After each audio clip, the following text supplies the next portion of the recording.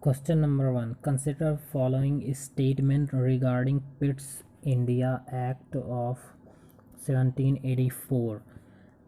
Number 1. Pitt's India Act was also known as Act of Settlement. Number 2. It established a system of dual government. Number 3. British government was given the supreme control over the company's affairs and its administration in India. Which of the above statement is or correct? A 12, B 13, C 23, D 12 and 3. So answer is C. 2 and 3 are only correct. So it means that it's statement 1, that is Pitt's India Act was also known as Act of Settlement, it is wrong. So let's see the solution. In a bid to rectify the defects of Regulating Act of 1773, the British Parliament passed the Amending Act of 1781, also known as Act of Settlement. So there was a Regulating Act of 1773, and after that an act was passed that is called the Amending Act of 1781. It is known as the Act of Settlement, not the Pitt's India Act of 1784. So now the features of the act. Number 1, it distinguished between the commercial and political function of the company. So we are talking about the Pitt's India Act. And number 2, it allows the court of directors to manage the commercial affairs, but created a new body called the Board of Control to manage the political affairs. Thus, it established the system of dual government.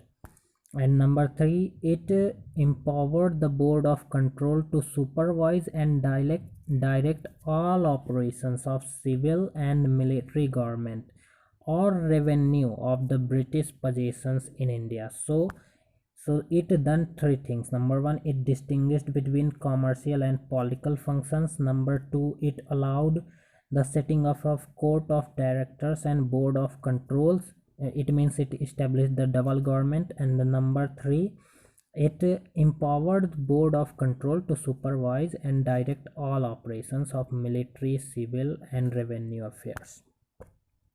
So thus the act was significant for 2 reasons. First, the company's territories in India were called the British possessions in India, and second, the British government was given the supreme control over the company's affairs and its administration in India. Now the next question. So question number 2. Question number 2 is, according to the term subsidiary alliance, Indian rulers were, number 1, not allowed to have their independent armed forces. Number 2, supposed to protect the British representatives in the princely states.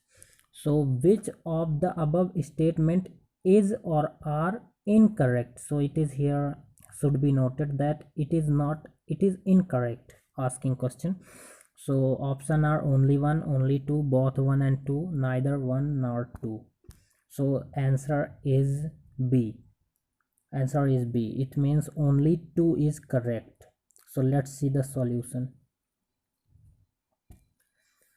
According to the term of this alliance, subsidiary alliance, Indian rulers were not allowed to have their independent armed forces.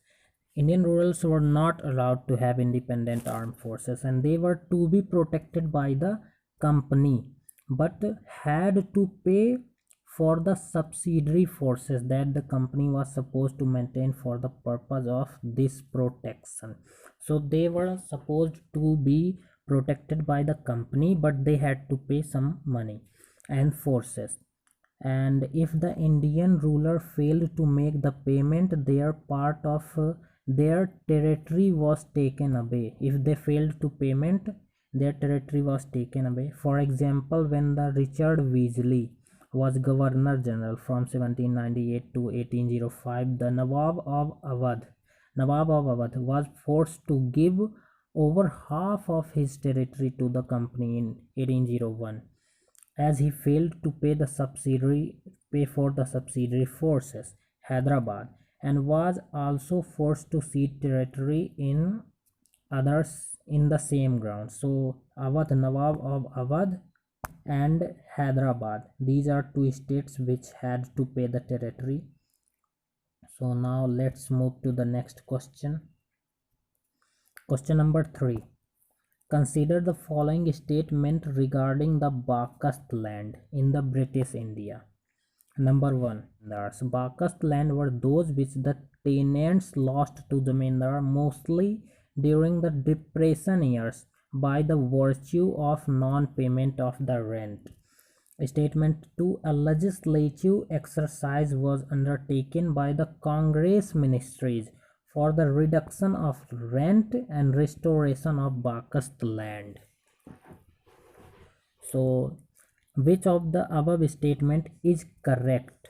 Only one, only two, only both, neither. So answer is C. Both statements are correct. So let's see the solution. The Bakast land issue became a major ground of contention between the Bihar Provincial Kisan Sabha and the Congress Ministry. So Congress ministries were formed in 1937. So the Congress Ministry has initiated legislation for the reduction of rent and restoration of Bakast lands. So Bakast land were those which the occupancy tenants had lost to zamindars. Mostly during the depression years of 1930s by the virtue of non-payment of rents, and which they often continued to cultivate as sharecroppers. But the formula that was finally incorporated in the legislation on the basis of an agreement with the Zamindars did not satisfy the radical leaders of Kisan Sabha. The legislation gave a certain proportion of land back to the tenants on the condition that they pay half the auction price of land, and besides, certain categories of land had been exempted from the operation of law. Next question is the Mountbatten plan culminated in. So A. Royal Indian Naval Mutiny, August offer extended by Clement Attlee, Wavell Plan of the Partition of India, and Indian Independence Act of 1947. So which of these are right? So answer is the Indian Independence Act of 1947. So let's see the solution. Clement Attlee, the Prime Minister of United Kingdom, announced in February 1947. It is announced by Clement Attlee, who was the British Prime Minister. The British government would grant full self-government to India by June 1940. So it should be noted that at first the date of transfer of power was fixed in June 1948, but lately it was reduced, you can say, to August, and the future of the princely state would be decided after the date of final transfer is decided. The act would formulate together by British Prime Minister Clement Attlee and the Governor General of India Lord Mountbatten after the representatives of Indian National Congress, the Muslim League and the Sikh community gave their consent to the act.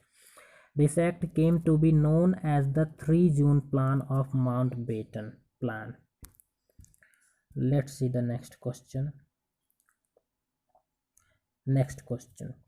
Consider following statement regarding the Regulating Act of 1773. Statement 1 is it was the first step taken by the British government to control and regulate the affairs of the East India Company in India. Statement number 2, It provided for the establishment of Supreme Court at the Calcutta. And statement number 3, it promoted the servants of the company to engage in any private trade. Which of the statement is correct? Options are A 1 and 2, B 1 and 3, C 2 3, D 1 2 3 and 4. So let's see the solution is A, only 1 and 2 are right and 3 is incorrect. So let's begin the solution. Number 1, this act is of great constitutional importance as number 1, it was the first step taken by the British government to control and regulate the affairs of East India Company in India. It was the first step. And number 2, it recognized for the first time the political and administrative functions of the company.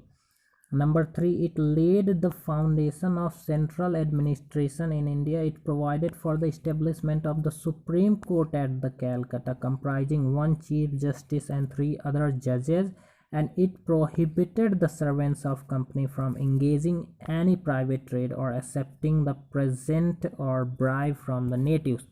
So hence the statement 3 is wrong because it prohibited the servants of company from engaging in any private trade. And the third statement is saying that it promoted the servants. So that is it for this episode.